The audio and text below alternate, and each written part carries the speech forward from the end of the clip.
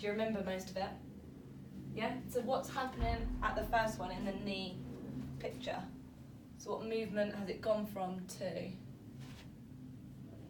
Flexion, extension. Good, so it's gone from flexion to extension. What type of joint was the knee? Hinge joint. Good. And what bones meet at the knee, Daniel? We'll stick with you and I'll move on to someone else after. Humerus. Careful, at the knee. Where's the humerus? Humerus is Good, here. the femur, Yeah, tibia, yeah. and fibula. Good, perfect. Sarah, what's happened at the hip joint? It's gone from... what movement is that? When you're taken away. You're on the right... Abduction, well done. What type of joint is the hip? It's the one that can move everywhere. What's the joint that can move everywhere? It's really movable because it can rotate. Good, ball and socket joint. On this one, Senan, what's happening at the elbow? It's gone from... flexion. Okay, yeah, flexion's happened, so it's gone from extension to flexion. What type of joint is the elbow joint? Ball and socket. Can it rotate everywhere? Condyle.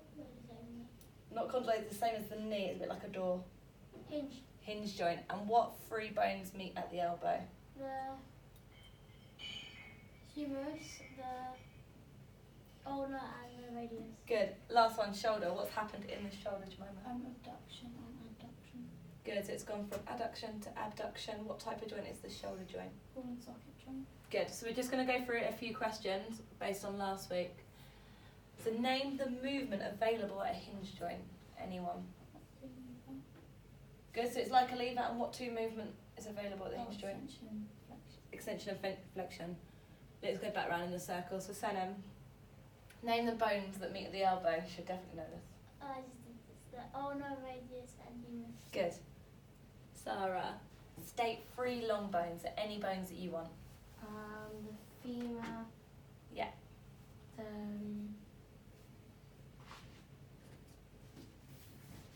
it's hard when you're trying to think. Stick to your leg and then it's easier to remember, so you're placing them. So the femur, what's... Tibia and fibula. Perfect. Daniel, what movement occurs at the hip joint during a straddle jump? Abduction, well done. Jemima, what is the role of the bones in the body? Oh, flat bones, sorry. Protection. Protection, perfect. Give me an example. Your skull. Protection. Your brain. Perfect. Senna, name the 5 sections of the vertebrae. You've got the really hard one. I went through this morning, I think. Cervical, thoracic, the lumbar, Yeah. the sacrum, is that? No. Sacral, and the... And the one that you're going to spell for me instead of saying cathedral. Well done. What type of bone is the vertebrae, Sarah? Spine. Good, it's our spine. And in terms of type of bone, like flat bone, long bone, do you remember what type of bone it is? Irregular, well done. It's completely different from everyone else. Explain the 5 roles of the skeleton, Daniel. You've got a long one as well. Remember the sentence. Do you remember it? My skeleton amazes people. Good, so what was the M? Movement. Good, so movement. B. Happens inside the bone. Like something about blood cells. Good, blood cell production. S. Storage. A. Attachment. Good, and last one, P. Protection. Well done. What movement takes place at the ankle joint?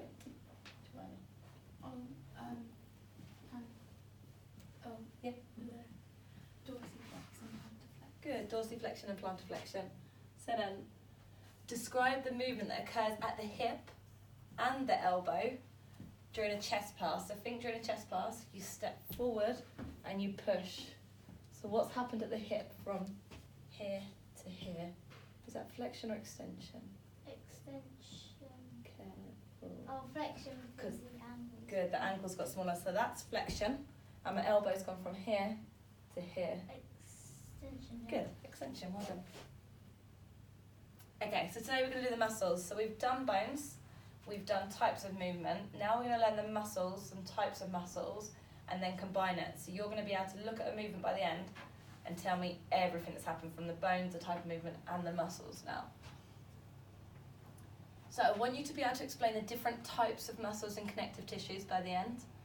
To be able to explain what movement is created by 6 of the 12 muscles. We're going to learn 12 muscles. I don't expect by the end of today you to be able to tell me everything that happens at all 12, but we're going to look at the easiest ones, the first 6. I know the ones I want. Oh, so you're going to have this easy. And you'll be able to explain how antagonistic pairs of muscles create movement. So you'll be able to more evaluate how muscles work in pairs to create movement. So the first thing we need to look at is connective tissue. So we've got ligaments and tendons. And they're all connective tissues they're in the muscular system because they're linked to the muscles, but they help connect the muscles to the bones. So they're kind of the link between the skeletal system and the muscular system. So the first one that we've got are tendons. So tendons attach muscle to bone. So they're the ones that provide that attachment. So when we're looking at the skeletal system and attachment, it's the tendons that allow for that to happen. So I've just said that they attach muscle to bone and they allow movement. That's because when a muscle contracts, the tendon that's attached to the bone allows the muscle to pull the bone to it. So it's the tendons that allow for the movement. Tendons become stronger the more you use them. So if you're a footballer, the tendons in your ankle are going to be much stronger than your wrist. If you're a tennis player, the tendons in your wrist are going to be much stronger than tendons in your ankle. So we do strengthen them the more we use them. So tendons are muscle to bone, whereas ligaments, can I get there? Are bone to bone. So their job is to keep the joint stable.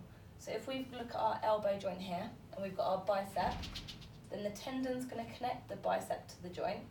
The ligament's really important because it will go from this bone down here to this bone up here, and it will keep it all stable. So it's not just this bone muscle's attached and this muscle's attached separate and they can both move in different ways. The ligament will hold it all together. So you've got ligament, which is bone to bone, tendon, which is muscle to bone. And then just for both of those, not much blood flows through them, which is why they take longer to heal. So has anyone damaged a ligament or a tendon before? How long did it take you to heal? I had a complete rupture of my ACL.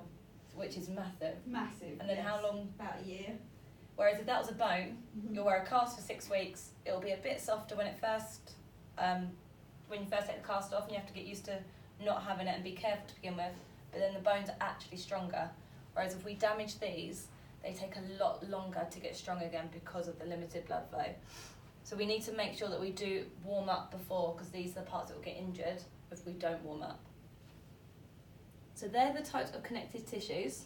And then we also have different types of muscle. So the first type of muscle that we have are our voluntary muscles. So this is all the main muscles. We choose when we use them. My arm doesn't all of a sudden just fly in the air. My brain tells my arm, I want to move it. So it's voluntary. I tell my bicep, can you please move my arm? And it'll work. It won't just do it by itself. So when we're looking at sport, these are the ones that we're going to look at the most, because these are the muscles that allow us to play sport. We can choose to make them bigger and stronger. They're not just going to get stronger by themselves. If we start doing weights, then obviously they're going to get bigger and stronger. If we play a certain sport, we're going to strengthen them as well. And it's these ones that give us our shape. So it's our voluntary muscles that make us look the way that we are. If we want to look a different way, then we'll train to make our bodies and we can change the way our muscles look. Whereas the involuntary muscles, just the opposite. We don't choose them. So they contract and relax automatically. If they didn't do that, we wouldn't stay alive. So these are the muscles that are inside our body that are just constantly working to keep us alive. So they're in the organs, the digestive system, the circulatory system and urinary system. So they'll just keep on working. We don't do anything. Sometimes people might have issue with these, but that's when people have operations and never in control of these muscles. And the cardiac muscle is just an involuntary muscle, but we call it the cardiac muscle. So the heart muscles are just in their category of their own, just because they're specialised. So they also receive electronic signals from the heart. Electronic signals from the heart are spread through the fibres so that all the cells can contract at the same time. So it's really important in the heart that they do contract at the same time so it controls our heartbeat, which is the reason why these are separate.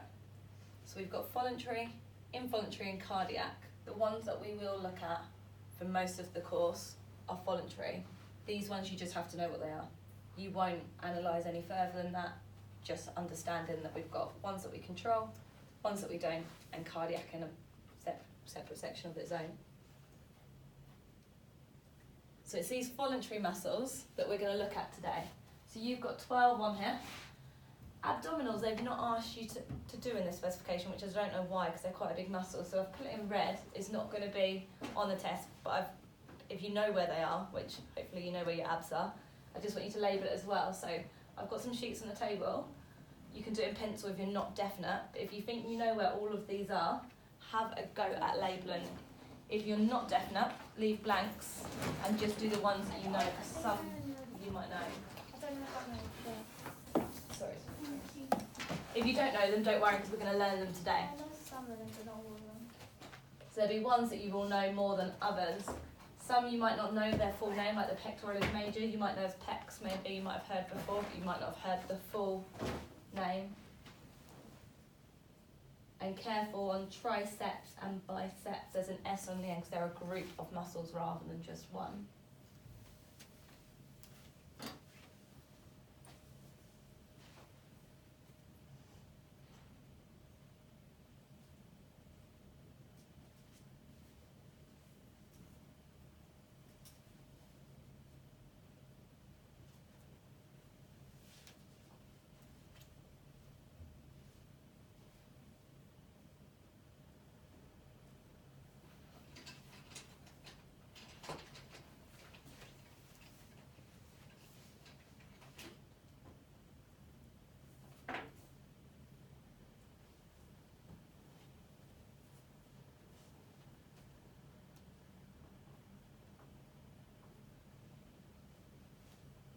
If you're not sure on them, don't worry, because we are learning them today.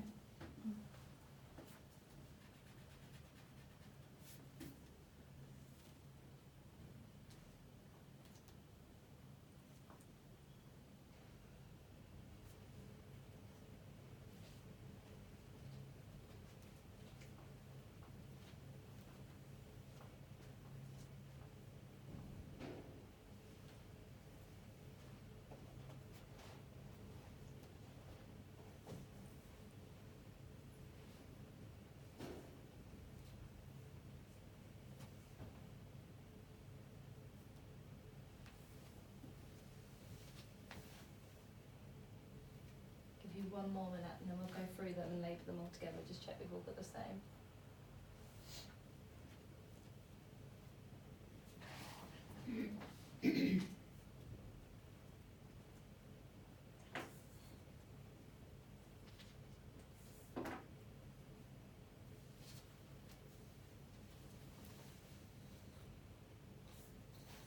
Do you know the ones of your arm, Sarah? Do you know what this muscle is? The one that like Popeye has.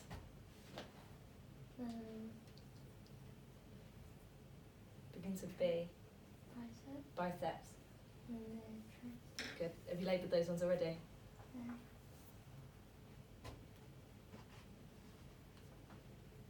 Sometimes it helps to think of them in pairs. Not all muscles go into pairs, but like the biceps and triceps are the opposite. The ones in our legs.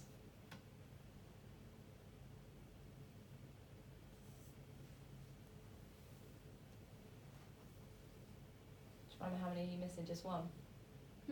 How many are you missing? 4. Oh, 4. There's 4 that you're not sure on. Okay, let's have a look at them. The latimus dorsi, do you know where that one is? Good, it's that big massive one in our back. So I don't know where that is on your picture. It's this one here. So this large muscle in your back, that's your latimus dorsi. And then the kind of the opposite of that one, if we're thinking about pairs, the one on the back, what's our major one on our front? Abdominals. Abdominals are here, good. And then up here? Pectoral pectoralis major. So that's kind of the two big muscles in our front and back. They're not quite a pair, but they do kind of create the opposite movements. The gastrocnemius, anyone know where that one Is is? that here? No. Not quite Is here. it this? No, it's Not our Oh, thigh. Is it the shin? It's our calf muscle. So the big muscle on the back of our leg is our gastrocnemius. I think that's at the bottom of the second jaw end.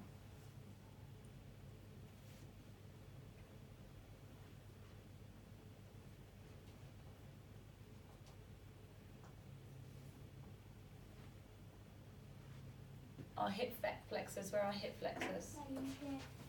Not the big muscle, the little ones. They're big clue in the hip flexors. They flex the hip, so they're here on our hips. So where are they, John? They've got two arrows. Our quadriceps. Yeah. Not this one. Wipe a guess. It's 50%. The front ones. So the front ones are our quadriceps. This big, massive muscle at the front of our legs, and its pair. What's its other? The opposite at the back of our legs. Hamstrings. So our quadriceps go at the front of our legs, and the big muscle on the back of our legs are our hamstrings. Again, both got S on the end because they're both groups of muscles. So we've done pectoralis major and we've done hamstrings. Where's our deltoid? They're like kind of on the shoulder. Yeah, like on our shoulders here.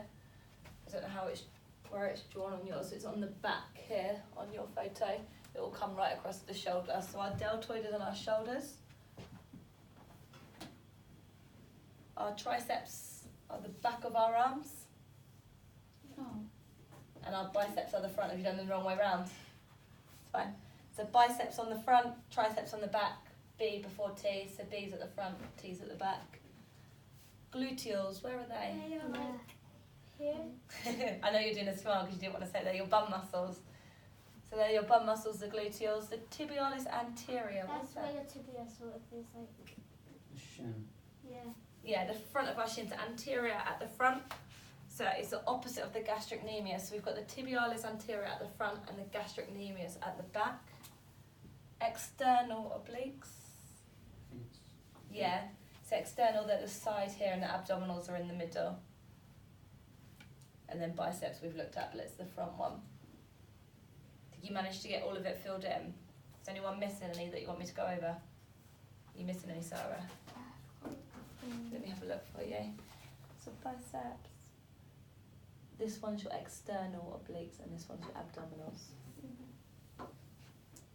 And then the last one here is your hip flexors. So these are our voluntary muscles. These are the 12 that you need to learn. Any other muscles in the body are not coming into the specification. So these are just the 12 that we're going to look at. We're going to look at how they work and how they create movement. So we've just done that, label the muscles. Okay, so looking at how muscles work, each voluntary muscle has a specific role and movement. So they don't all work together to create all movement. They have their own specific job. And they work by pulling, so muscles cannot push.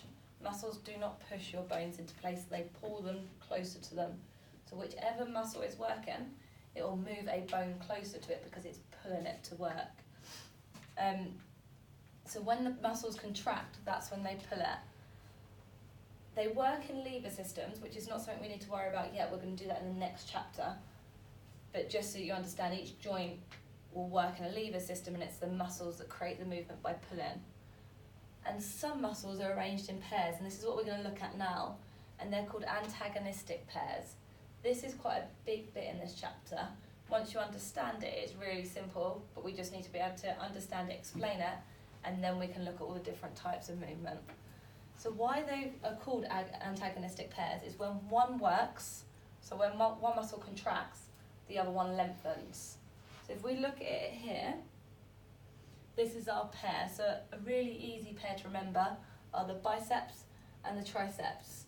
So if we look at this picture, the biceps are working here, so we can see it's contracted, and the triceps are relaxed. In this one, the triceps are working, and the biceps are relaxed. So when a muscle contracts, if we look at this picture here, when the muscle contracts, it shortens. And we can imagine that because to shorten, it pulls on the bone. Does that make sense? So if I'm looking at my bicep here, if I contract it, it shortens and it pulls this bone closer to it. If my tricep tried to shorten at the same time, my arm just wouldn't move because they're both shortened, so I can't move it anywhere. They're both just holding the both muscles still as though it was in like a plank if they were both contracting. But because the tricep relaxes, it gets longer and it allows my bicep to pull the bone closer. So when one contracts, the other one must relax to allow movement. So in this movement, the bicep is contracting, so the tricep's relaxing, and the bone is pulled towards the bicep. So I'm currently in this position. To move to this position, the tricep has to contract now because the bone needs to be moved towards the tricep. So now my tricep's contracting and my bicep's relaxing to allow the movement. So who's contracting in this one? So if I'm moving to here, which muscle's working? Biceps. Bicep, good, because the bone's moving towards the bicep. Which muscle's working now? Triceps. Tricep. Now imagine that, and if I'm standing here, I want to bring my bone here. So I've brought my leg back. What muscle's working? Hamstring. Hamstring. Which muscle's working now? Quadriceps. Good, so imagine the bone, whichever muscle the bone's moving towards is generally the one that's working. On top of that, we need to learn some certain terms. So the muscle that's contracting is called the agonist. And that's the muscle that shortens and pulls the bone towards it. The one that's relaxing is called the antagonist. So I don't know, you might want to make a note on your sheet just so when we talk about it in a minute, because they're so similar that they're the ones that you might get confused with. So the agonist is the working muscle. The antagonist is the relaxing muscle, the one that lengthens to allow for movement. So in this photo, the bicep is the agonist and the tricep is the antagonist. But in this photo, the tricep is the agonist and the bicep is the antagonist.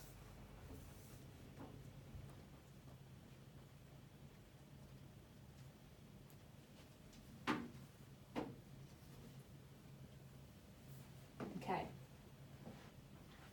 So I did the first one for you in that picture a minute ago. We talked about this. So biceps and triceps, they flex the arm at the biceps, flex the arm at the elbow, and the triceps extend the arm at the elbow. Just between yourselves, either in pairs or by yourself, 1 minute, what does each of these do? It's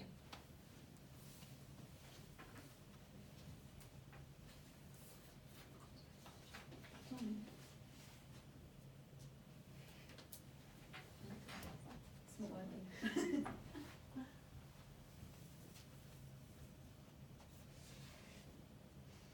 Does anyone know what they think the quadriceps do? They flex the knee. Good, they flex at the knee. So what do they... Oh, careful. No, they don't flex at the knee. Oh no, they extend it the knee. Good. So the quadriceps extend at the knee because they're bringing the lower leg towards the quadriceps. So what do the hamstrings do, Sarah? They flex at the knee. Well done. Tibialis anterior. So that's this here. Which joint do you think it moves? Your ankle. Your ankle joint. So what movement does a tibialis anterior create? So it wants to move our ankle, so that's going to move our foot. And it wants to create movement where it pulls the bone close to it. Dorsiflex. Good, so the tibialis anterior will pull your foot towards it, which is dorsiflexion. Whereas the gastrocnemius is going to pull your foot towards it, which is plantar flexion. So we've got the quadriceps extend at the knee, and the hamstrings flex at the knee. Whereas the tibialis anterior dorsiflexes the ankle, and the gastrocnemius, plantar flexes the ankle. Does that make sense? Is that too much too soon, or are you comfortable with that? Be honest. Good. Good? Are you sure, or are you just agreeing with me? Good. Is actually okay? Are you making notes of that so you've got it? So these sheets you can do what you like with. If you want to kind of make notes under like hamstrings, bracket, flex the knee, you can do it, it's up to you. Or if you like to just listen here and make your notes at home, then that's up to you as well. But it might be quite good to use your arrows as a working document to write underneath the muscle what they do. So rather than write more here, I would just write here, flex. So next to each muscle, I would just write what it does so it's nice and easy, and you can just look at it and it'll help you. Be jealous. Be jealous. She can sleep all the way home.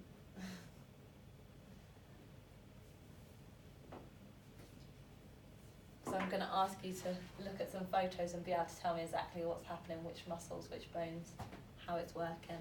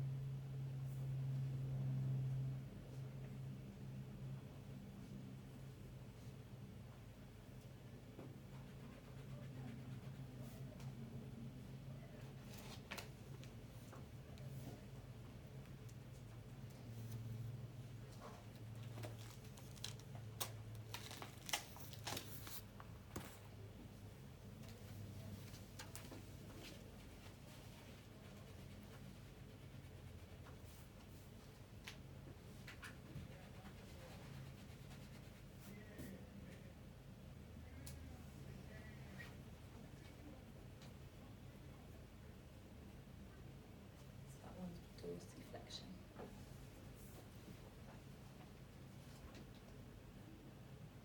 These are our 3 pairs that we need to fully understand and be able to look at. So these are the 3 pairs that we will consistently look at throughout the course. And most exam questions will look at these muscles because these are the ones you know the most about. They work in pairs, and there's enough knowledge that you can evaluate how they're working. Does anyone want any more time to write anything, or do you want me to carry on? Where are you copying? Sure. Okay, so here's lots of different joints that I want you to look at. I've done the first one for you, and then you're going to do the same for 1, 2, 3, 4. So I just want you to write down 1, 2, 3, 4. Obviously, you do not have to draw a stick man, but I want you to have exactly the same amount of information. So looking at this joint, this is a ball and socket joint. We've not looked at these muscles in this, which is why I've not asked you to do this one, and I've given you the ones that we have looked at.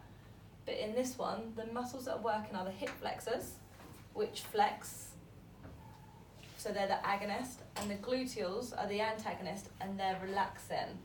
So, and the movements occurred is flexion at the hip. So I want you to do the same for these joints. We've just looked at the knee, the ankle, and the elbow in those 3 pairs. What type of joint is it? Which muscles are the agonist and the antagonist in that current position? And what movement has occurred at that? So just write in 1, 2, 3, 4. Have a go at getting that same amount of information down. You've just told me you're fine with it. You're right, Sarah.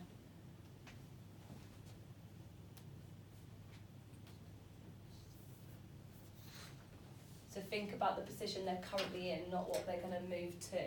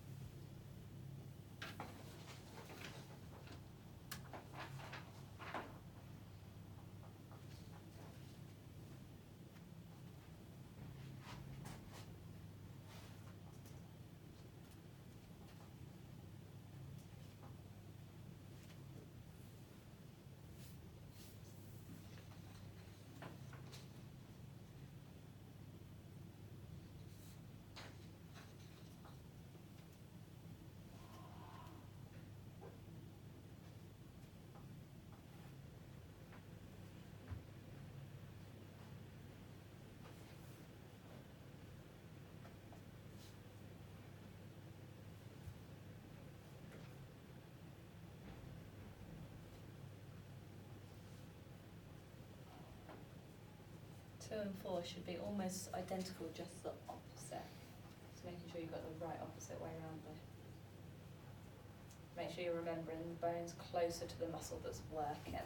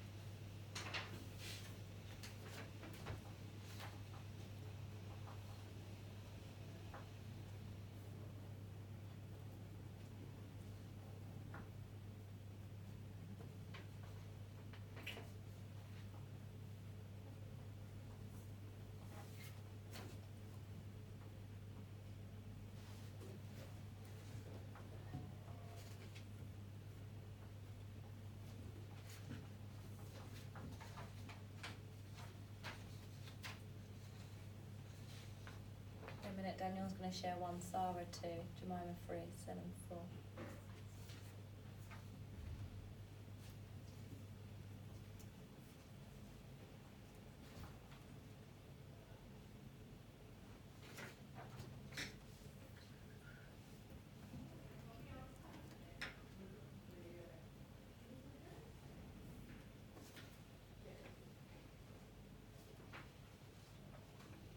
Picture it. Got the joint. Which one are you looking at? This one's a hinge joint. So our elbow and knee are both hinge.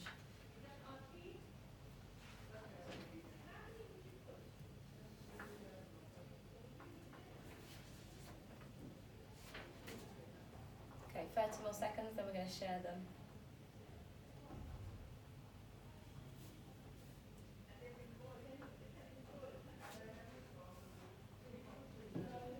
The ankle contour, isn't it? No.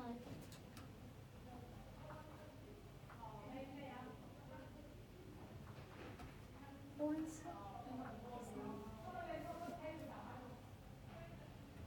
Jemima, what did you say the ankle was? I haven't put it down yet. Daniel, what did you say the ankle was? I think ball and socket, maybe. Not ball and socket, Sarah? I'm pretty sure in this spec they've called it a combo, but I need to check that because it's a different spec. I'm pretty sure you're right, Sarah. Ball and socket can't go quite the full way round when you rotate it.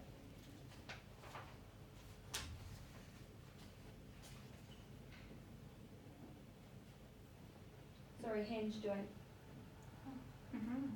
Contours was on this, wasn't it?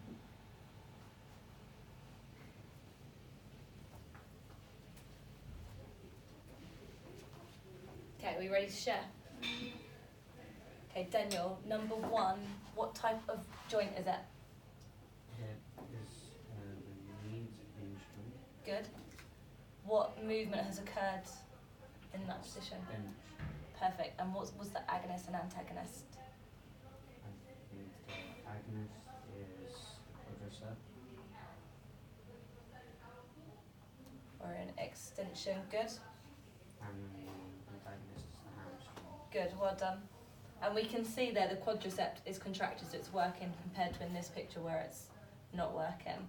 Number 2, Sarah, what type of joint is it we've just said? Hinge joint. What muscle is the agonist? So which one's working in this picture?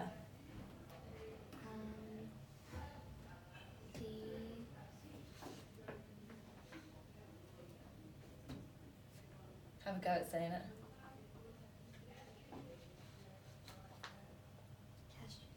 Yeah, perfect. So the gastrocnemius is working, and again, you can see it's contracted, can't you? It's quite big in that picture. So the gastrocnemius is an agonist. Which one's the antagonist? Tibialis anterior. Well done. And what movement, what position is that currently in? Remember, it can only be dorsal or plantar flexion. Plant. Plantar flexion, well done. Jemima, number 3. Type of joint? Hinge joint. Hinge joint. What muscle is the agonist? Biceps. And the antagonist? Triceps. And what position is it currently in? Flexion. Good. Last one, Senan. What type of joint is that? Hinge joint. What movement is it currently in? Is it dorsal or plantar flexion? Dorsal. Dorsiflexion. And which muscle is that agonist? The agonist is the tibius and Tibialis anterior. And the antagonist? the Gastrocnemius. Well done. Are we happy with all of those 4? I know you only shared 1, but did we all get the same answers on the other ones that we didn't share? Yeah. Perfect.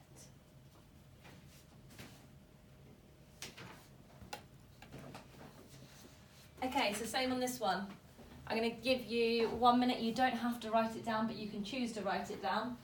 What position is this in? What's the agonist, antagonist?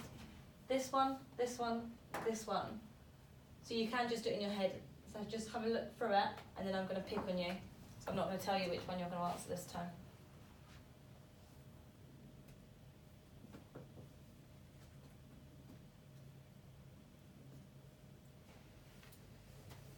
Senan, what type of joint is this? Hinge. Hinge joint. What position is it currently in? Flexion or extension? Flexion. Yeah, flexion. Which muscle is the agonist in flexion? Oi, stop cheating. Do it in your head. Which muscle is the agonist? The agonist is the bicep. Good. Imagine it if you need to. Like an exam, sit there and physically do it and feel which one's working. So the agonist is the biceps, so the antagonist is the... Tricep. Good. What is an agonist? Do you remember what an agonist is? The one that's working. Good. And when it's working, it is... begins with C. Contracting. Contracting. Is it lengthening or shortening? Shortening. Shortening. Perfect. Daniel, this one, what type of joint is that? It's a hinge joint. Hinge joint. What position is it currently in? Flexion. Good. So which muscle is the agonist? The hamstring. Good. And the antagonist? Quadriceps. Perfect. Sarah, what position is this foot in? Dorsal or plantar flexion? Dorsal. Dorsal. Good. Which muscle is the agonist? Picture it. So we're in dorsal. Which muscle is it closer to? This one or this one? The Tibialis anterior. So the antagonist is the... gastrocnemius. Perfect. Who haven't I asked? Me. Do you mind, Mum? What position is this currently in? Dorsal. Plantar even, sorry. Good. I was about to say yes on dorsal. What type of joint is the ankle joint? Hinge. What muscle is the agonist? Gastrocnemius. Yeah, kind of. Gastrocnemius, well done. We've just mixed it with our quadriceps. And the antagonist is the... Tibialis anterior. Good, tibialis anterior, well done.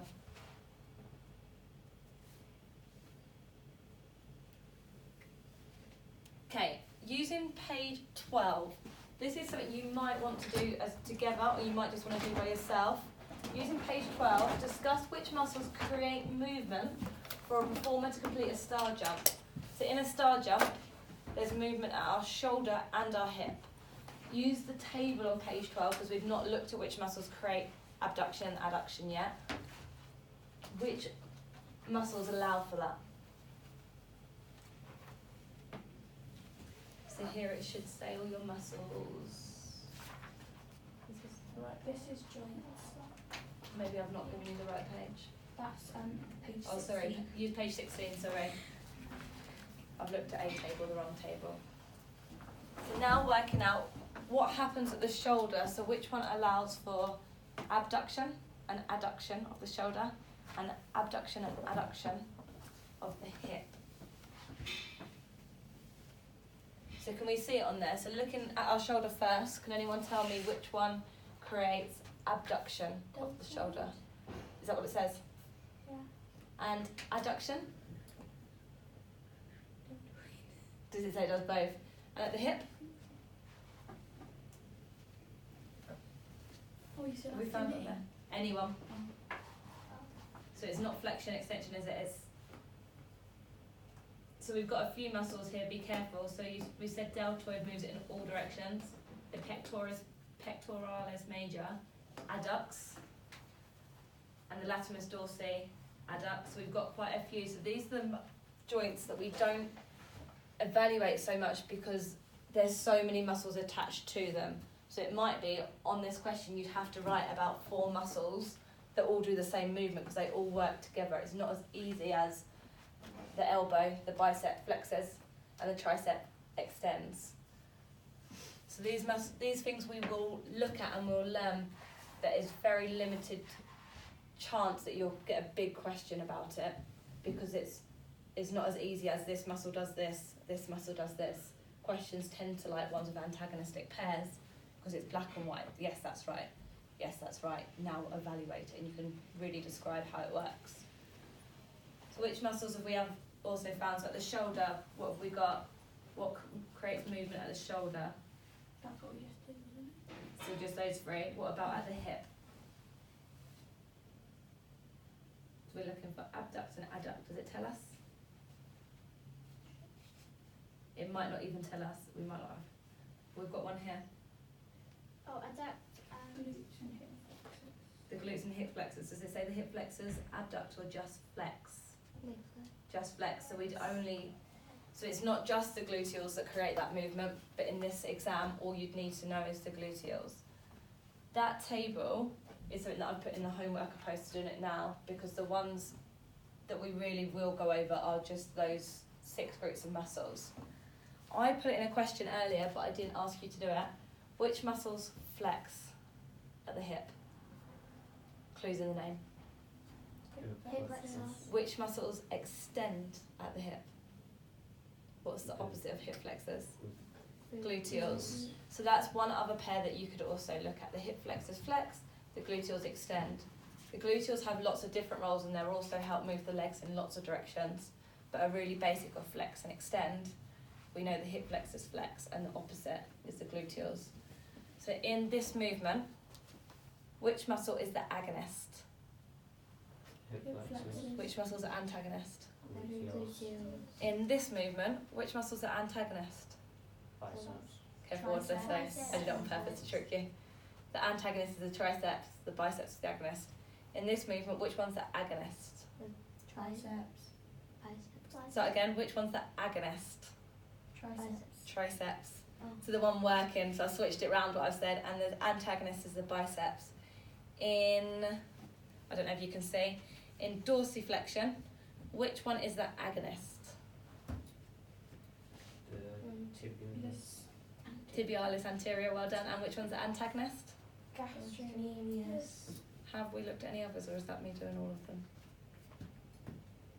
In this movement, which one is the agonist?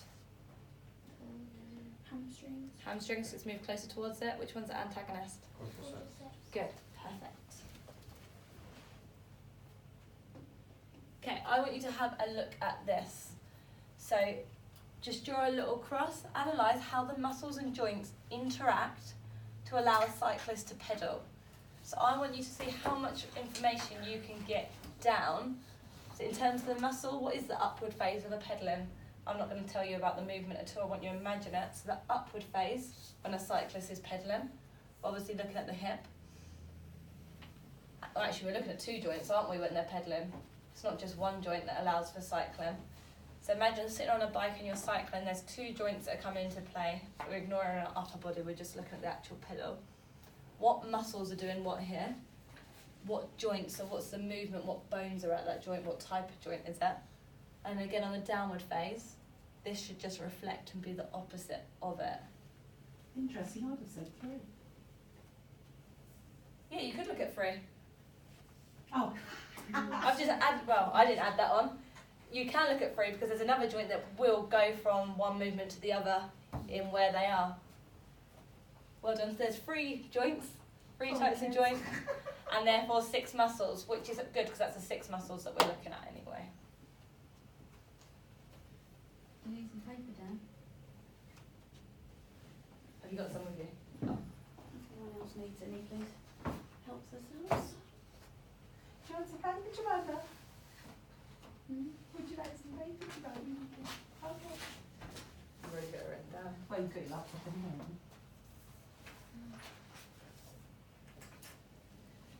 So here, remember the terms agonist and antagonist. So there'll be 6 muscles written in each of these, and But in each box. in each box, because we're looking. There's 3 joints. So this is me cycling. So I've got movement from my hip, my knee, and my ankle, because I'm pushing on the pedals. So sometimes my foot is down on the pedals. One way it'll be dorsal, the other way it'll be plantar. So what's the difference between the upward phase and the downward phase? So we're going all the way around. So upward phase is coming up, downward phase is down. In the pedal, does that make sense? Yeah. Because one will be flexion or extension, depending on which one you're looking at, and one will be the other. So on these questions, it really helps imagine physically cycling and do one joint at a time. So start with your hip first. When we're up, what movement is here? Flexion or extension? Flexion. So then think about which one's the agonist, and therefore which one's the antagonist, the opposite. Then go into your knee. So when we're up as well, what's happened at the knee? Which one's the agonist, which one's the antagonist? What's happening at the ankle? Which one's the agonist and which one's the antagonist? And then go on to the opposite.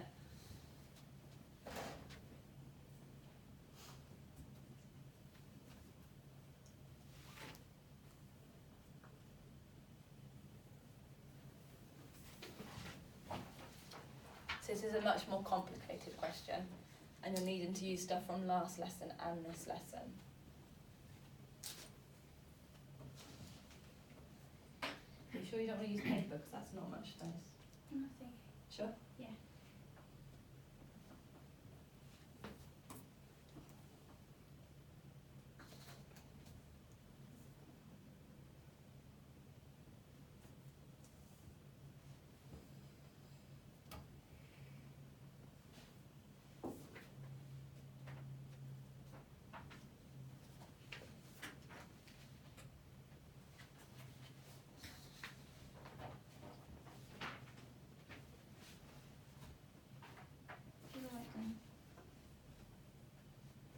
This is quite a tough question. Feel free to So ask me. in the joint box, do you want them to put which joint, which movement? Which joint, which movement, And then in the muscle box, which muscles are muscle creating the and movement. which one is the antagonist, which one is the agonist? So the muscle box has got a lot more in it. Because the movement always occurs at the joint. You don't have flexion at the quadriceps or hamstrings. It's always, we'll say it was flexion at the hip or flexion at the knee. So it's always at the joint. In exam questions, you'd always have to say flexion at the knee, even though it's asking you about knee, to show that you understand, you know, it's flexion and it's carrying out the knee joint, not at another point. Is this tough? Do you want me to go for it together, or are you happy to do it by yourself? No, I just messed everything up because I'm being You've done the opposite. not good. So what have you?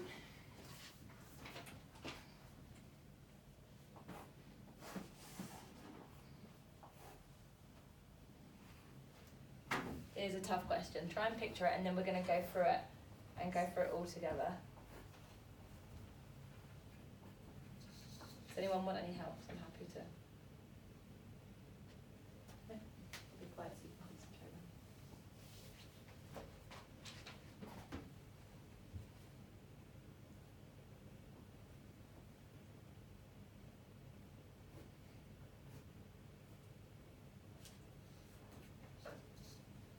Once you've done the upward phase, the downward phase then becomes pretty simple because it is just the opposite.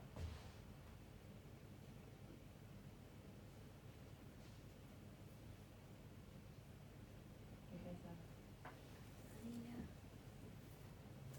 save your stuck second one.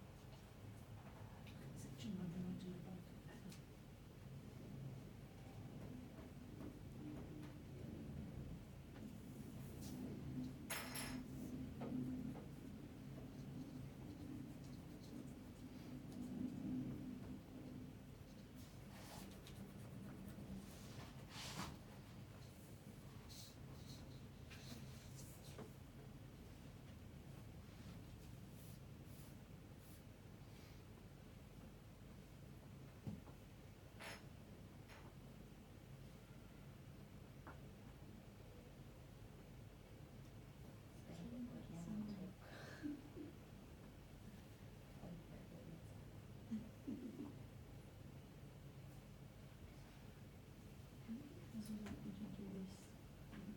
It's good spring, I think.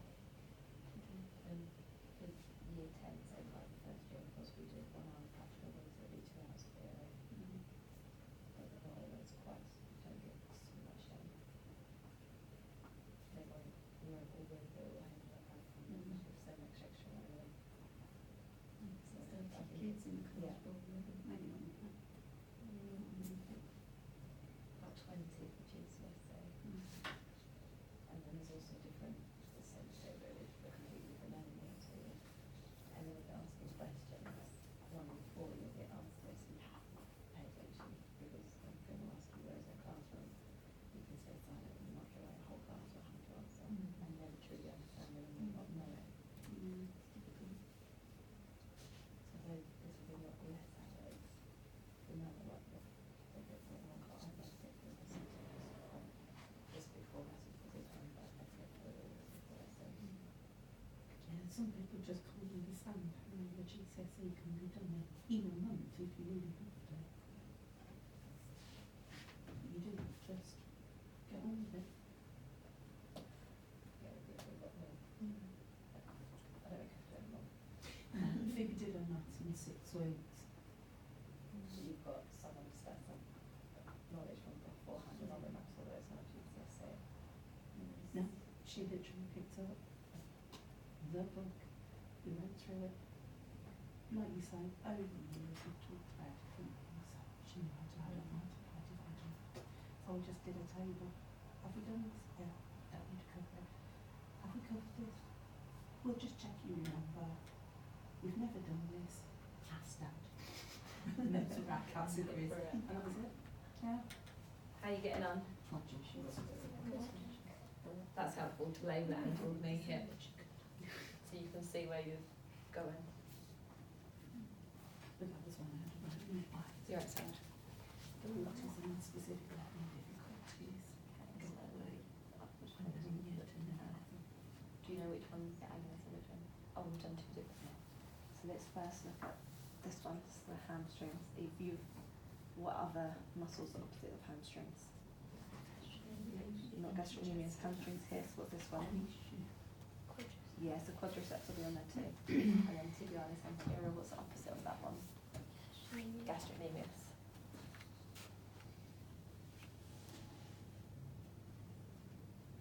And see if you can work out in that one.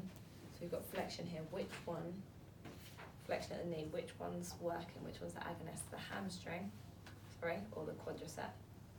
And then our foot's also in dorsiflexion, which one's the agonist? The tibialis anterior or the gastrocnemius? It's quite a lot to write down in just one question. It's a lot of movement that occurs in just doing a little cycle. What, the agonist and the antagonist? Have you got it all done then, yeah? Confident It's a with good it? job you don't have to consciously think about that when you're cycling. Yeah. You don't go If you anywhere. actually have to physically tell your muscles to move. No wonder they fall off a lot at the beginning. I mean, you're not even adding balance to it, are you? How much muscles you use to balance.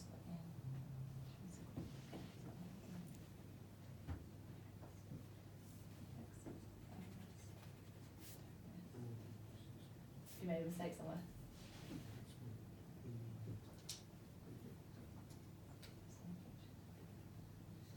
Good, so now we're just on the opposite. Some of my friends had suffers with poor core strength, and I just can't understand how. Good. Okay, let's have a look at it all together, and then if you've not got it all written down, we can go through it. So looking at the upward phase, and we'll ignore downward phase for the moment. So when I'm pedalling, my leg's going to go round and round to upward phase. We're here. Is my hip in flexion or extension? Flexion, good. So which muscle is the agonist? Flexion at the hip. Hip flexor. Good, so my hip flexors are my agonist here. Therefore, what's my antagonist? Gluteus. Good, the gluteals. So I've now looked at that joint. Now on our knee, am I in flexion or extension? Flexion. Good, so which muscle's working? The quadriceps The or the hamstrings? Good, because it's been brought closer, oh, my balance is gone, to the hamstrings. So the quadricep is the antagonist and the hamstring is the agonist. And the last one is my foot in dorsiflexion or plantar flexion. Dorsiflexion. Dorsi. So which one's the agonist? The Tibialis. good. Tibialis anterior, therefore the antagonist is the good. So we've gone through all of those. We've looked at the joint movements. They were all flexion and dorsiflexion. So now we're on the downward phase. So I've gone from here and I've pushed my hip down. Have I gone from flexion or extension here? I'm in a neutral position, but I've gone closer towards extension. Therefore, what's working, the hip flexors or the gluteals? Gluteus. Good, so the gluteals are agonist and the hip flexors are the perfect. My knee is in extension, so my quadriceps are the Agonist. yeah. Don't know why I stayed silent. I have to picture now where I am.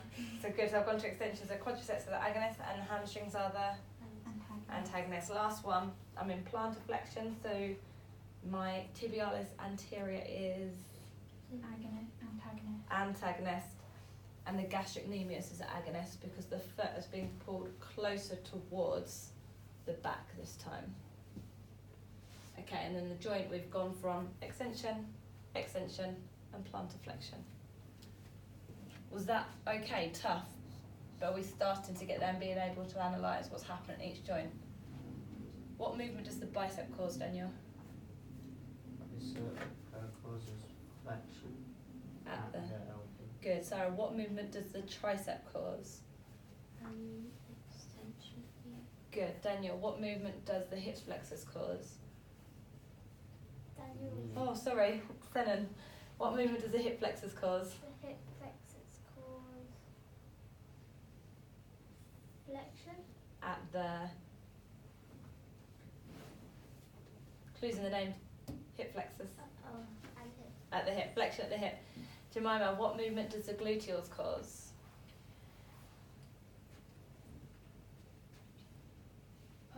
Extension.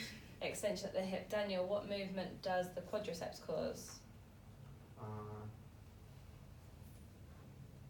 Extension at the knee. Good. Extension at the knee. Sarah, what movement does the hamstrings cause? Flexion at the knee. Senan, what movement does the tibialis anterior cause?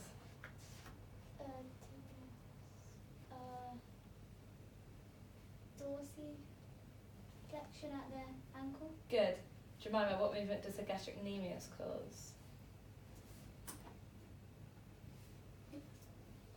Wait, which joint? Wait. You tell me. Dorsiflexion. Careful. So think about the gastrocnemius. It's pulling the bone that is going to move towards it. Yeah, so it's going to pull towards the gastrocnemius. Timetable the wrong way around. Don't look at it, picture it in your head because you know it. Okay. Now, analyse how the muscles and joints interact to allow a weightlifter to perform a bicep curl. This is our bicep curl. This is the upward phase, so it's gone from here to here, and this is the downward phase. Much easier, you're looking at only one joint this time, we're looking at just the elbow. Which muscles doing the upwards, which muscles doing the downwards? So this is a nice quick one for you compared to that first one. Is this the sort of question you might get in the exam? It wouldn't be labelled like this, but it would be part of it. So it'd say what movement, what muscles are agonist during a bicep curl, which move, or it'll show the picture of a press up. So it'll say performer has gone from picture A to picture B, which muscles are agonist or what movements occurred at the elbow. So I try and do harder questions and then the exam ones are nice and simple. Is it a bit like maths? If you show your workings out, they'll give No, you if it's some wrong, marks. it's wrong. If you write antagonist as the agonist is wrong. And the examiner that does it is marking 250 tests. They don't care if you can't read it, if it's all crossed out, and then you wrote both answers, it's just wrong. We won't have that problem there.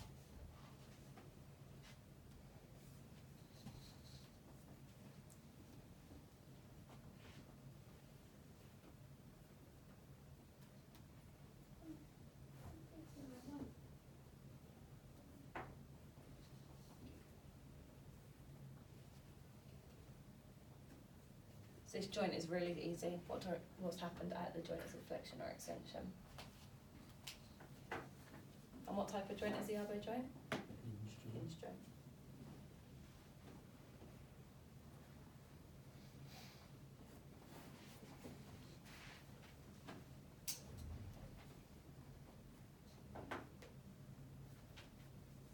Okay, Daniel, go through the upward phase for me. So what's happened at the muscles and what's happened at the joint in the upward phase? The elbow is in flexion. Perfect. The bicep is the agonist. The triceps are the antagonist. Perfect. And in the downward phase, Jemima, Mhm. what's happened in the downward phase of the bicep curl?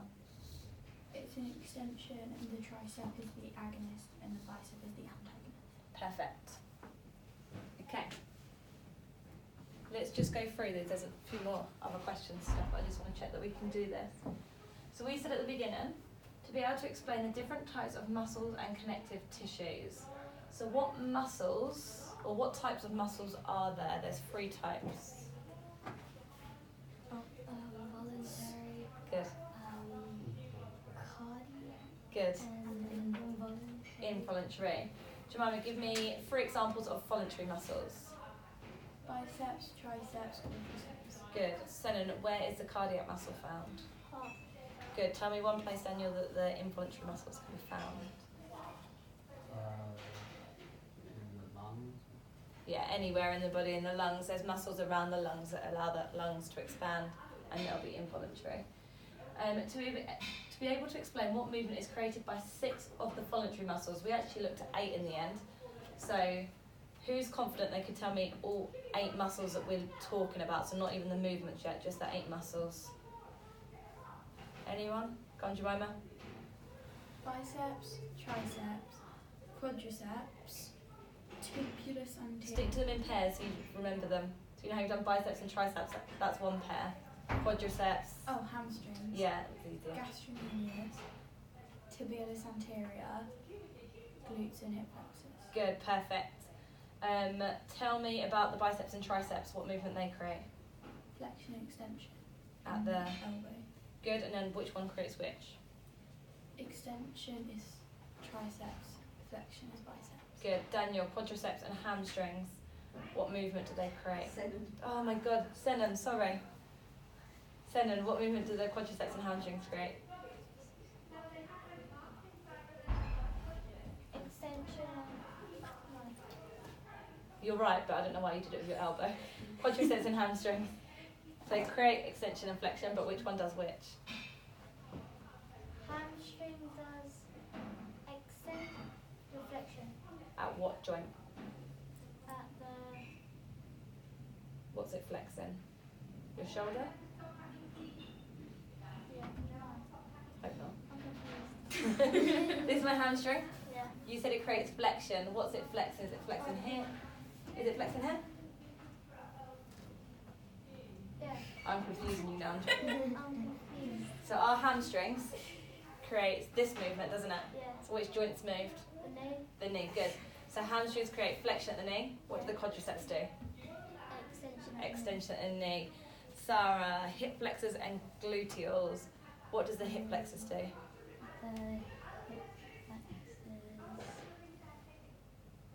flexors. Flexion at the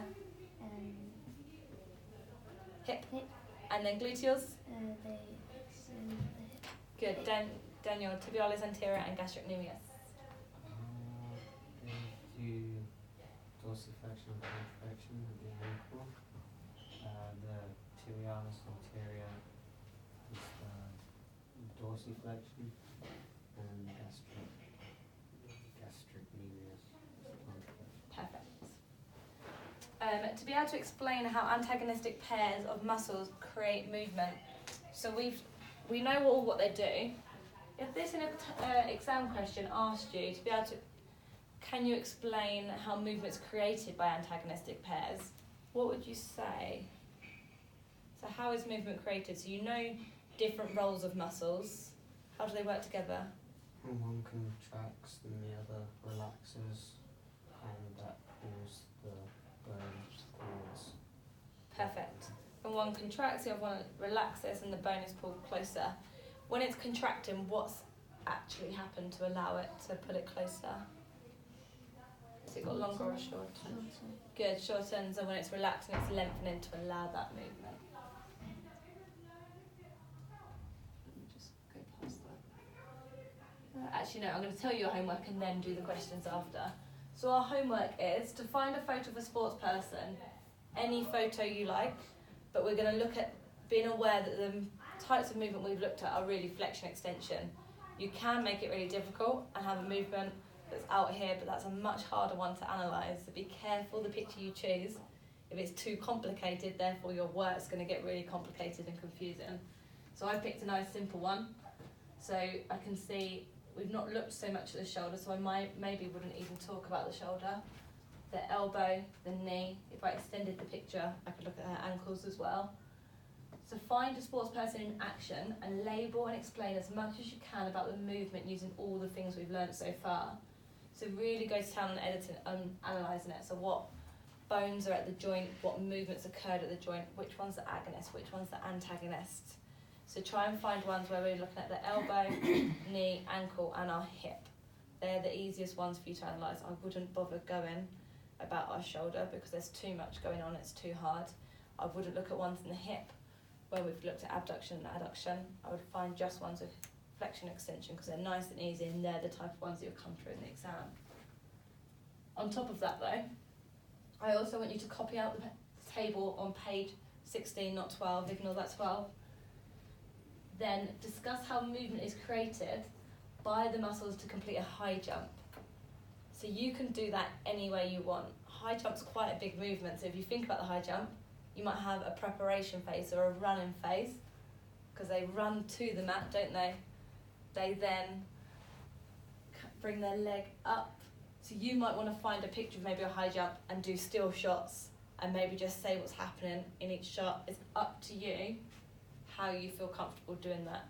You might just talk about the knee all by itself. So you might say when they're running, they'll have flexion extension.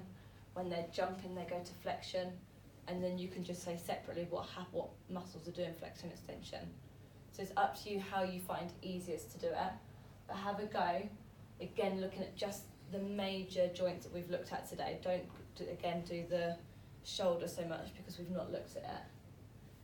And the last thing, hopefully you're probably doing this anyway, so it doesn't create any extra work, but I feel like I have to say this in school, so just in case. Ensure all your work is in a folder, so that might be a ring folder, it might just be a wallet. A wallet will be fine at the moment. By the end, you'll need like a ring bound folder because you are going to get quite a bit.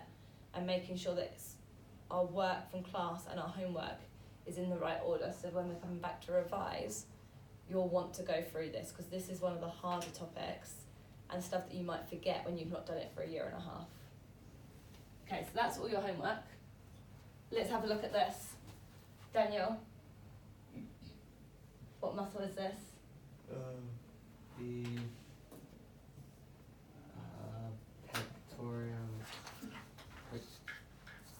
Pectoralis major. pectoralis major. Sarah?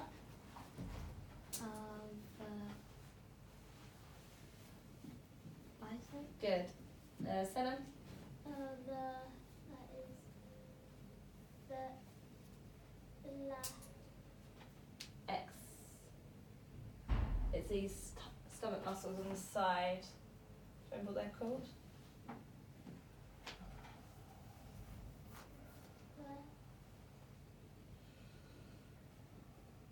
Latissimus one? That's Not latissimus dorsi, no. We get external. Oh, Anyone help them out? Oblique. External obliques, the side muscles. Do this one instead, Selim. What's the main muscles down your stomach? When you do sit-ups, what muscles are you working? Sometimes people shorten it instead of using the full name. Begins with A. It was the one in red that you don't have to know. oh, Abdominals. abdominals. Would you know the word abs if someone said they're working the abs? What are these ones, Jemima? Hip flexors. Hip flexors. This one, Daniel? Quadriceps. This one, Sarah? Tibialis anterior, well done. This one, Selim, Deltoids. Jemima, Triceps. Daniel, Lattice. yeah, perfect. Yeah. Latimus dorsi. This one, Gluteals. this one, The hamstrings. this one. Gastrocnemius. Perfect. Okay, so 1, 2, 3, 4, 12. Can you get all 12? Daniel, are you happy to share the paper? Is that fine? 'Cause Yeah, I don't know if anyone's got any space left. Yeah, help yourselves if you need paper. So 1 to 12, can you get all of them? Yeah, go for it. 22, I've just looked. Yeah, 12. all those courses as well. So.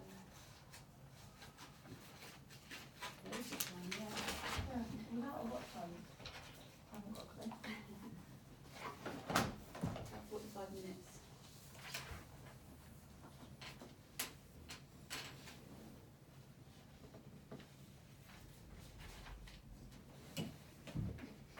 She's bought some tape and label that could have labelled each of them.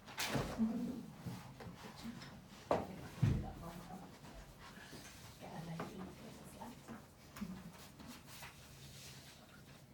Oh, actually, that's what we could do. So we just like making the boxes and putting the answers in that.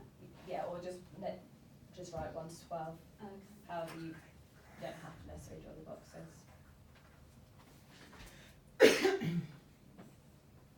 So stuff from this lesson and last lesson, so recapping all of it.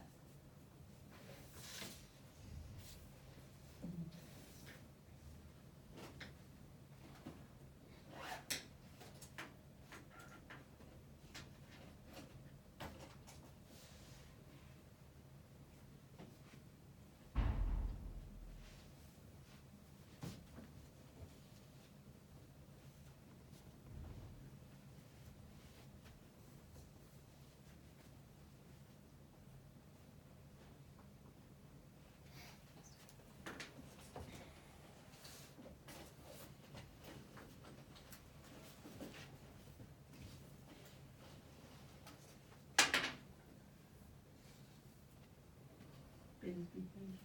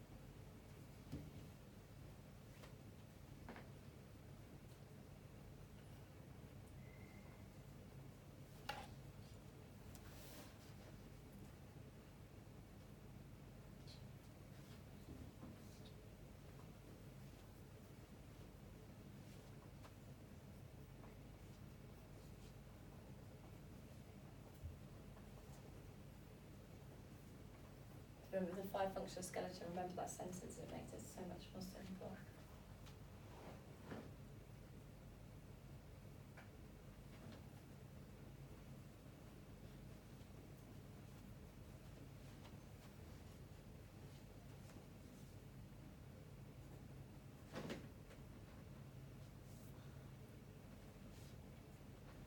If you've got a blank, just leave it and come back to it. Okay. Which one are you blank on? I've got the movement and the ball and socket joint. So almost every movement. Can't even see. Yeah, what's this? What's this? What's this?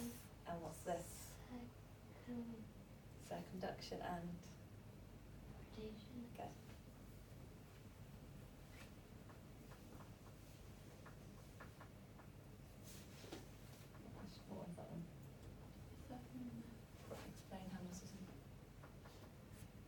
It's just harder, so I'm leaving it till later.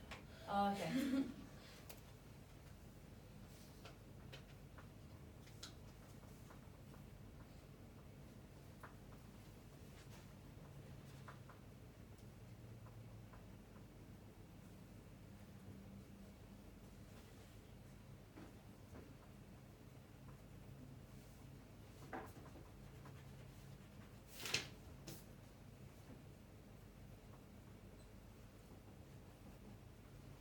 On this one where it says describe the 3 types of muscle, just give one sentence about what that type of muscle does or what it is.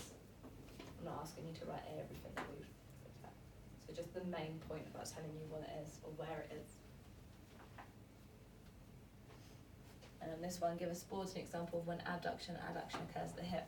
Be specific, don't just say something in foot, don't just say football. So make sure, like in my questions, upward phase, downward phase, use that to explain it. Or preparation phase, execution phase.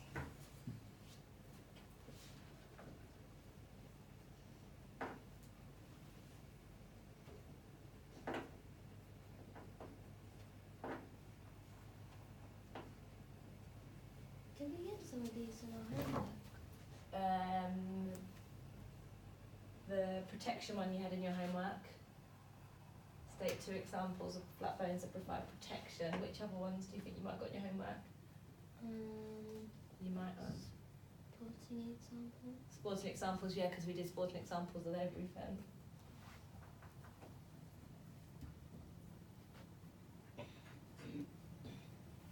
Hopefully those ones are easier ones.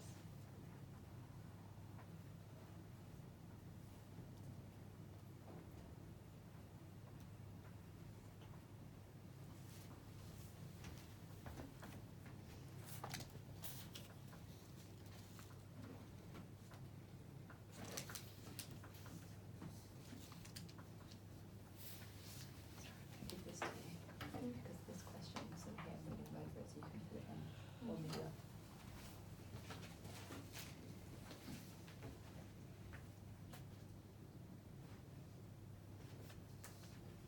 Animal. Come back to this one now then. I don't know which question you're talking about on that one. Third one. State the movement of the ball and socket. No. Explain how muscles and bones work together to create movement. Oh, here. I think we're looking at different ones. I'm on that one, you said all around. Oh. Now tell me, 'cause if I said what type of movement happens at the shoulder and you said all around, I'm like, oh lovely, what does all around mean? So what's this? What's this? What's this? Oh, I have to do all What's of this? What's this? What's this? Slacker. All around to get you no marks in an exam question.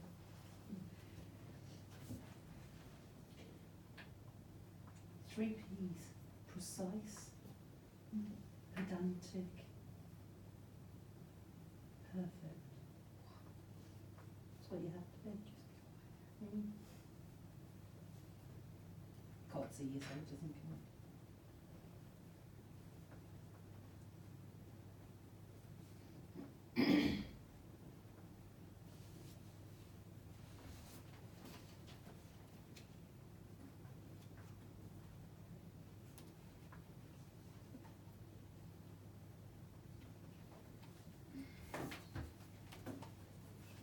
Are you imagining it? Hmm? Was you imagining it? Yeah. So you got 6. Or 6. How many did you write? 3. No. There must be opposites of those 3. If you wrote flexion, have you wrote extension? If you wrote this, have you wrote rotation this? and extension with your shoulder. rotation? Is this? What? Yeah, rotation, but What's this flexion and one? extension. Yeah, so it's different. So you'll open up your shoulders, that's the joints increased. But wouldn't that be abduction? Coming back a bit, so this movement's abduction. Okay.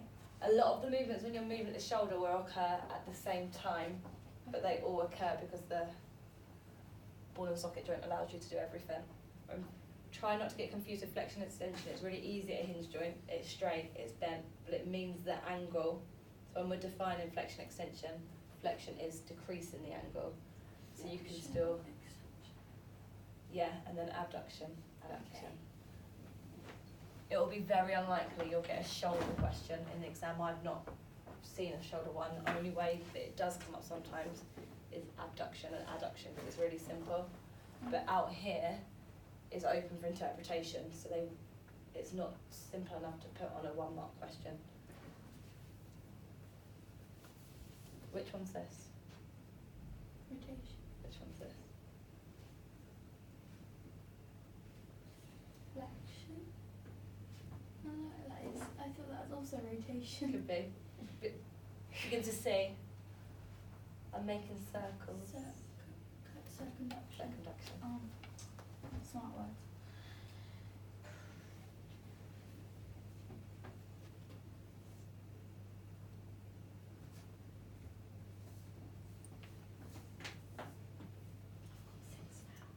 All 6. Not all around and not just 3.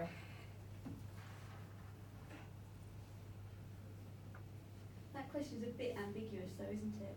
It says state the movement, suggesting Yeah. there's only one. Yeah, whereas it It is. should be state all movements, really. Yeah. Yeah, you This is the sort of thing that All around wouldn't be the answer still though. my other son would completely melt down over that. Because it says 1, not. Well, S. it doesn't say one, but that's what It you would infer implies. from it. 'Cause, yeah. If it said state the movements, Then That you'd would be expect better. to go. yeah. I think your brain just automatically goes, oh, there's more. Yeah, because if it's got plural, you know you're looking for more than So, one. yeah. In an exam question, it'll tend, sometimes the point system was a big clue as well, if it's got 1 mark or if it's got more than 1 mark. A lot of these wouldn't be exam questions, they're just testing knowledge. Should we go through them? Or not yet? Not yet, give you 1 more minute.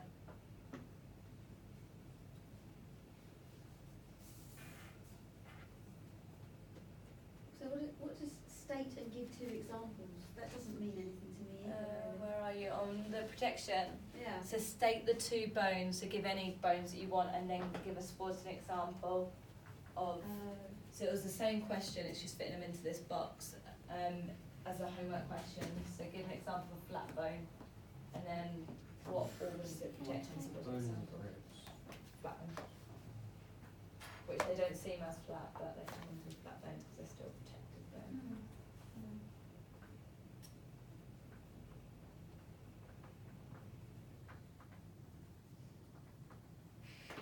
I was just daydreaming, I wasn't even looking. But because you did that, it makes me want to look.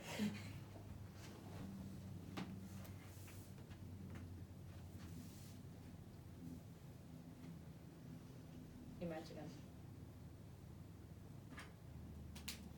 Okay, if you've got blanks, don't worry, we'll go through them as a group and I'll still pick on you if you haven't answered those ones.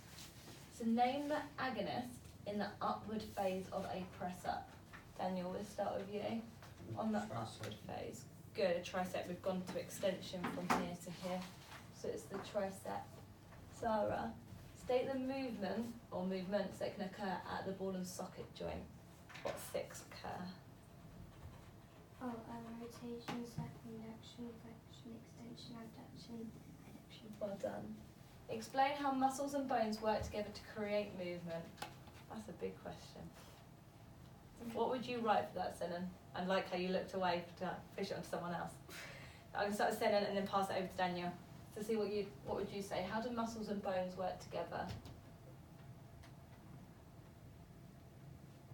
Like they need to, you need both of them sort of, like you can't just have the muscle without the bone really. Well, Good. Why? What do the muscles do to the bone? put it back and do like abduction and stuff. Perfect. So the muscles pull on the bone. Daniel, have you got anything to add to it? Actually, when one muscle contracts and the other relaxes, it pulls the bone closer. Good. Perfect. What's the thing in between the muscle and the bone to join them both together? Ligaments and tendons. Ligaments join the bones and the muscle. Do they?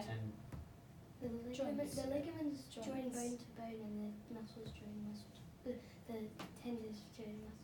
Good, so remember the ligaments are the ones that go all the way round the bone and the tendons are the muscles. So they're both really important and you could talk about both here, but it's the tendons that attach the muscles to the bone and the ligament will stabilise the whole joint and they go from bone to bone. I can't remember who else. So Joanna, state 2 short bones. Tarsals and carpals. Okay. To you, Daniel, what's the difference between a tendon and a ligament, Daniel?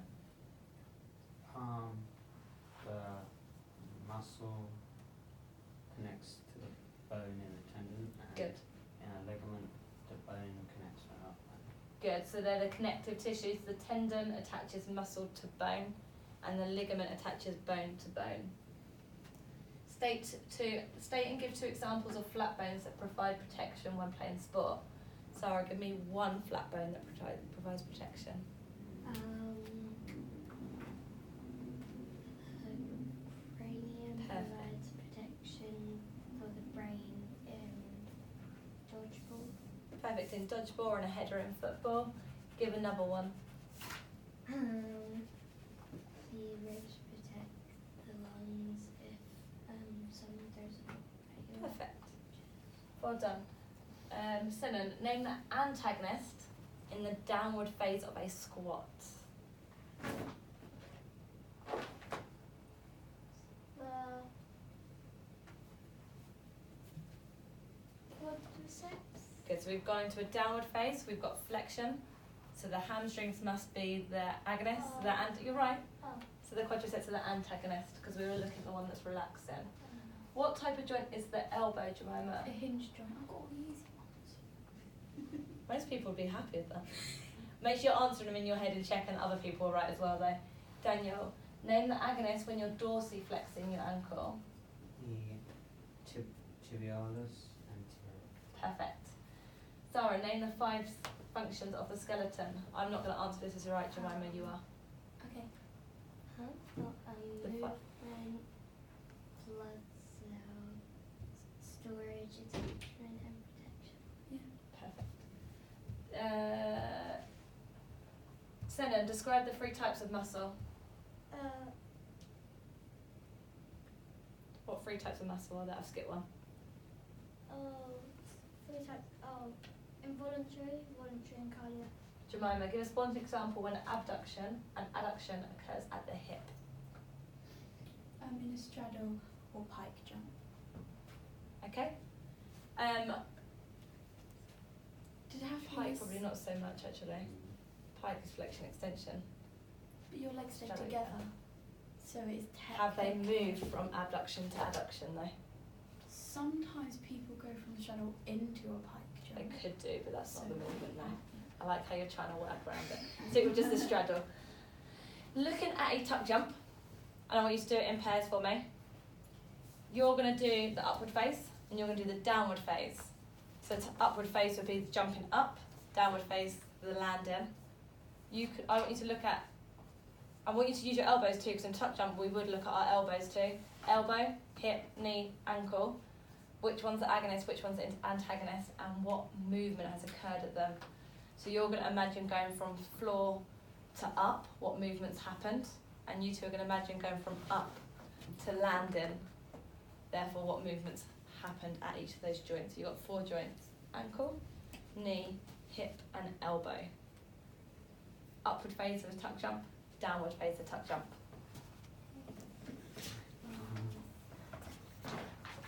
So Right. Okay. knees and Imagine elbows that. back, Ankles and Yeah. dorsiflexion. Yeah, I and would say down. So flexion, plantar flexion and flexion, flexion of the knee, flexion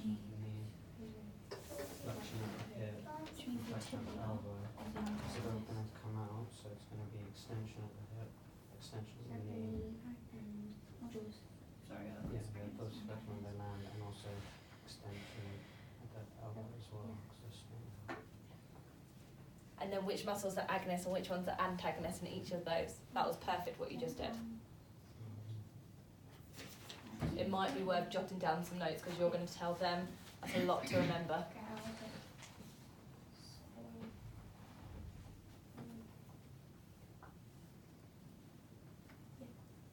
No, knee.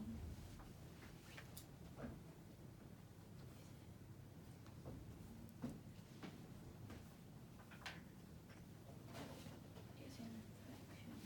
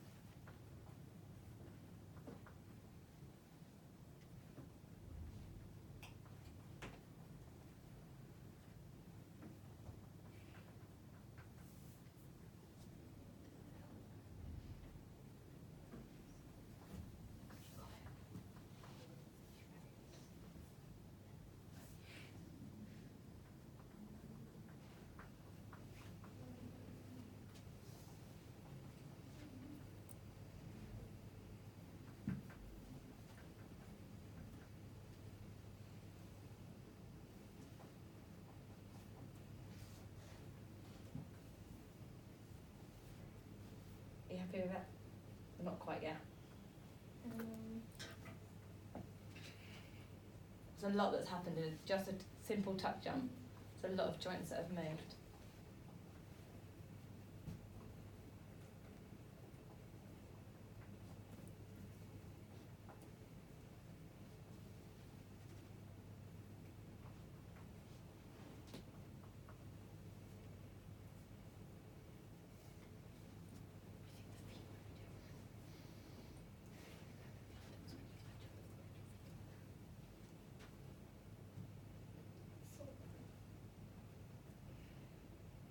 I like what you're saying. And then what position when you're at the top of your tuck jump, what should your toes look like? Nice and pointed. Everything pointed in gymnastics. I wouldn't want to see your tuck jump with your toes Yeah. up. I was just thinking that'd look really weird. Wouldn't. I don't know if you could even be in that position. It wouldn't be very comfortable to get up into that position. Okay, this one. This is yours. Yeah.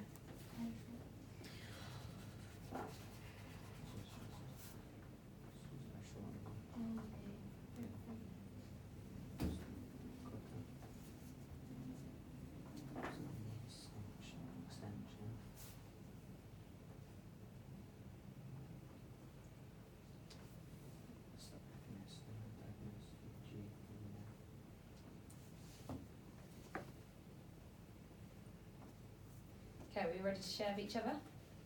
Yeah. So we'll start with the upward face first because that makes sense. So Senna and Jemima either take a joint each or choose which person's going to talk for it, I don't mind, and share. So the ankle would be plantar flexor, so the gastrocnemius is the agonist, and the tibialis anterior Tibialis anterior. is antagonist. For the knee, it's in flexion, and the agonist is the hamstring, and the antagonist is the quadriceps. Good. The hip is flexion. The hip flex. Yeah, perfect. The hip flexors are the. Is agonist, Yeah, and the gluteals is antagonist. And the elbow's in flexion, the agonist is biceps, and the antagonist is the triceps. perfect. Going into the downward face. So now I'm currently in my tuck position and I'm going to go down to land. What's happened? So the knee is extending Yeah, and the quadriceps is the agonist perfect. and the hamstrings are the antagonists. Good. The elbow is extending, Yeah, and the antagonist is the biceps. Well and done. the agonist. agonist is the triceps. Well done. The hip is extending, Yeah, the hip flexors the antagonist, yeah, and the gluteals the agonist. perfect. And then the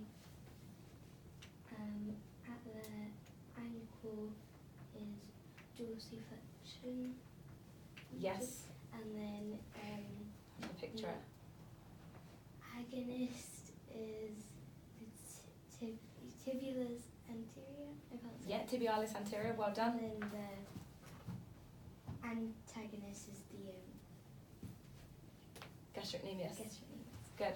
Who wants to have a go, either walking or running, not physically doing it, describing what happens at the joints when we walk or run? Let's go for a run because we've got more movement in a run. Anyone want to have a go? You can choose just one joint when we're walking and running. Go on, Daniel, you're going to do all of them and you're going to stick with one. I'll just do the elbow. Go for it. In the elbow it will flex and then extend. When it flexes, the bicep is the agonist Perfect. and the tricep is the antagonist. Perfect. Why do our arms go from flexion to extension when we run? It helps to give momentum. Perfect, to use create momentum. Anyone else want to have a different joint when we're running? Go on then. Now Daniel started, you're happy to do it now. Which joint are you going to do? In the knee, The knee joint, it okay? goes between flexion and extension. Yeah, When it's in extension, the agonist is the quadriceps, good. and when it's in flexion, the agonist is the hamstring. Perfect, and then obviously the antagonist is the opposite. So, So then choose another joint. The So ankle Go on. would be a dorsiflexion, so if you're running. does it stay in dorsey the whole time? No, it would be also plantar. Good, so it moves from dorsey to Yeah. plantar, and then tell me about those two movements. When it's in plantar, the tibius anterior Yeah, would be antagonist, well done. and the gastrocnemius would be agonist. Perfect. And when it's in dorsey? in dorsey, the tibius anterior would be agonist, and the gastrocnemius would be antagonist. Perfect. So the only one we've got left, Sarah, is our hip. Tell me what happens in our hip when we run. It extends and flexes, Perfect.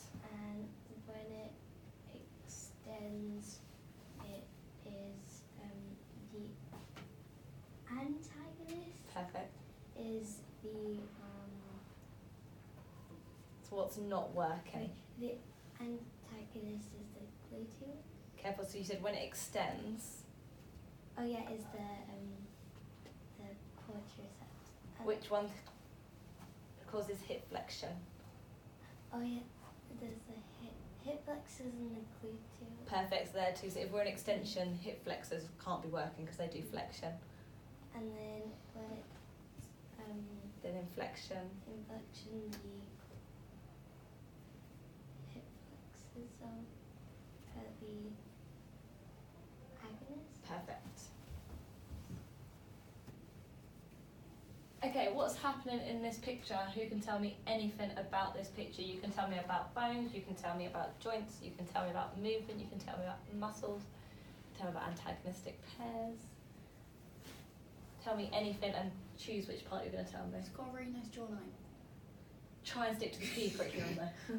That will get you no marks. His knees Yeah, are both in flexion. okay, The agonist would be the hamstring and the antagonist would be the quadriceps. perfect. Staying on that joint, what type of joint is the knee joint? Hinge, Okay, what bones meet at that hinge joint? femur, tibia, tibius? Tibia. Tibia and fibula. Perfect. Sarah, tell me something different. The elbow joint, Yeah. Which one, sorry? the Holding the racket. yeah. Yeah. So that is inflection, and the agonist is the biceps, and the antagonist is the triceps. Good. What type of joint is the elbow joint? Hinge. And what bones meet at the elbow joint? The ulnar radius and the humerus. Good. Daniel or Senan, tell me something different about this photo. Which one of you wants to go first? The ankle is a hinge joint, Yeah. and it is in dorsiflexion. Yeah.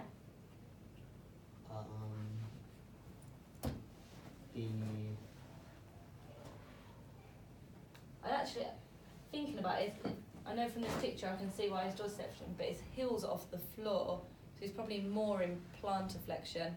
Because if you imagine if your heels are off the floor, they're more pointed. But from this angle, it looks like dorsey. But I think he would, because he's coming up, he's probably moving Because more it'd towards still really be plantar. working the back more than the front. Yeah. So imagine it's in plantar. So it's in plantar flexion. So the tibialis anterior is the antagonist, Perfect. It always confuses me when you go for the relaxing one first. I'm always waiting for what you're going to say. and the gastrocnemius is the agonist. Perfect. What bones meet at the ankle joint? The tibia and the fibula and the tarsals. Perfect. You are left then, Senna, with the hip joint, or you can look at a different elbow joint that's different. I'll try the hip. Yeah. Should we look at this one because it's probably more in that position. The hip is in. So he's got it back slightly. So this is not, Extension. yeah, so it's more extension in this hip here. And the other hip would be. A bit more flexion. So say we were looking at extension, which one's the agonist and which one's the antagonist? Agonist would be the hip flexors. So if we said we're an extension, Oh, that would be the gluteals then. perfect, and the And then antagonist, it would be the hip flexors. perfect. Can I do one? Did you not do one? I want to do another one. Okay, gone. I think all we've got left is that elbow that we've not looked at. Can I do the fingers? There's nothing you can do to the fingers. Yeah. We don't know the muscles that do this. We can do the bones. You can tell me what bones are in it. The hand is closed on the racket, so the phalanges, so it's in flexion, the phalanges are around it, and the metacarpals are bending. Holding it. Perfect. What's happened at this elbow? That's the only one we didn't look at. Which one's the agonist and antagonist Extension. here? The Agonist is the triceps, and the antagonist is the biceps. Perfect. Anyone want to tell me anything about this photo? That guy with the golden boxing gloves. Yeah. His arm is in Careful using arm, because arm covers two joints. Which joint are you looking at? The elbow joint. Yeah. is inflection. This one. No, I mean extension. Yeah. And the other one is inflection.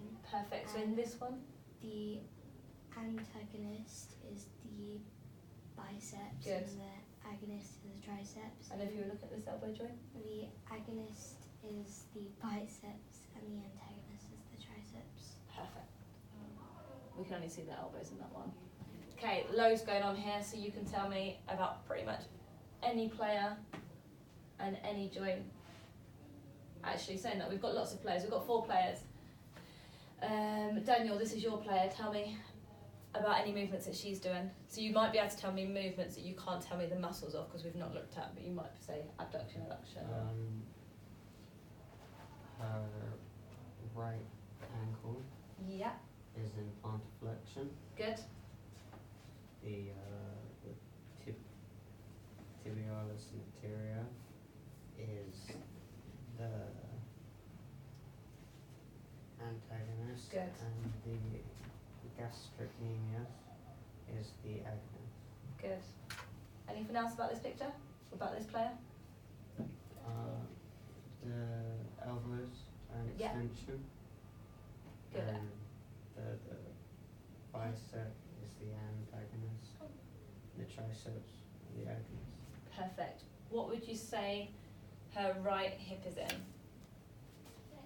Imagine it being behind. Extension. Good. Which one's the agonist and antagonist there? The hip flexors are the antagonist, Perfect. and the gluteals are the agonist. Well done. Sarah, this is your player here. Let's look at her elbows first. The elbows are in flexion Good. and the agonist is the biceps. Good, and well the done. antagonist is the triceps. What about her ankles? Her ankles are in plantar flexion, Mhm. and so the agonist is the what's it called? The gastrocnemius. Well done. And the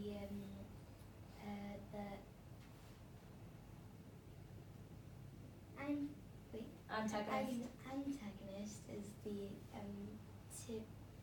tibialis anterior. Perfect. Senna, this is your player.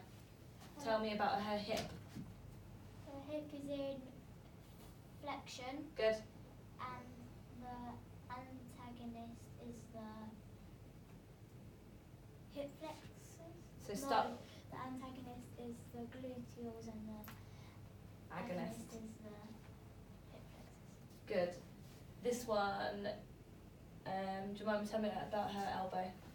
That elbow is in flexion, making the biceps the agonist and the triceps the antagonist. Tell me about her ankles as well. She's in the air, so you can imagine how she's jumped up. Her ankles are in plantar flex, making the gastrocnemius the agonist and the tibialis anterior the antagonist. Senna, coming back to you, what's happened about her ankles there? They're in dorsiflexion. flexion. Yeah. So, and what makes the antagonist the Yeah. gastrocnemius? And the agonist is the tibius anterior. good. Last one. So not so much the movements because we've not looked at them. Sorry, not so much the muscles that create these movements because we've not looked at that. What's happened at the shoulder joint? Abduction. Abduction. Adduction. No, you were right. Abduction. Oh, Sorry, I was just checking. You did say that. And at the hip. Abduction and flexion. Yeah, because they've come forward and out. Looking at our ankles, Daniel, what's happened at our ankle joint? Artiflexion. The muscles that created that. Tibialis and anterior Perfect. Is the antagonist. and the gastrocnemius is the agonist. good. Jemima, you said there's flexion at the hip as well as abduction. What two muscles created flexion at the hip? Glutes and hip flexors. The hip flexors is the agonist and glutes are the antagonist. Good. Senan, at the elbow, what's happened? At the elbow, it's extension. And Yep. the antagonist is the triceps, and the agonist is the biceps. Careful. So we're an extension. So the biceps create flexion. Oh, yeah, so it'd be the other way around. Yeah, so for extension, the triceps are the one that's working, so they're the agonist, antagonist on this one. Yeah. Okay, so these pictures are some examples of the type of pictures that you can use for your homework. So you can choose a picture that has lots of players in it and just pick out one player, or you can find just one individual player. You don't have to print it. If you don't want to print it and want to email it to me, I'm happy for you to do that if you don't have access to print it. So just email it instead, and you'll just have to go and get arrows and text boxes to create it. So on this homework ready for in 2 weeks' time, all of you this week chose to bring it in, so I'll mark it and give it back. I'm happy if you do that every week. You don't have to use anything online because we're coming to a class each week. So it's up to you. So if you want to print it, print it. If you want to email it as well. On your homework last week, there's a few that left questions blank because they're confused. Email me in the meantime and ask me, and I'll give you the answers rather than leave it blank if you're confused. Any questions about today? None at all? So what homework have you got to do next week? 'Cause there's 4 pieces in 2 weeks' time. We have to Choose a picture and describe what's happening. Choose a picture and describe. Take a video of a high jump. Is long jump or high jump? High jump, we said high jump, yes, you don't have to take a video, but trying to Oh. explain the movements you best you can in the high jump. Yeah. A really easy one that I expect you that you're doing it anyway, and I can see like Sarah's got everything stuck into a book, was bring your folder. And the last one was copy out the table on page 16. So this was the homework for next week, along with the picture. So copy out the table on page 16. Describe or discuss the movement in a high jump, thinking about those key joints that we've looked at in all those pictures. So our elbow, hip, our knee and our ankle. And make sure all your work is together in one folder. I know you're probably saying this, but Yeah, and I thought it was worth putting it back on. And then the one before was just the sports person.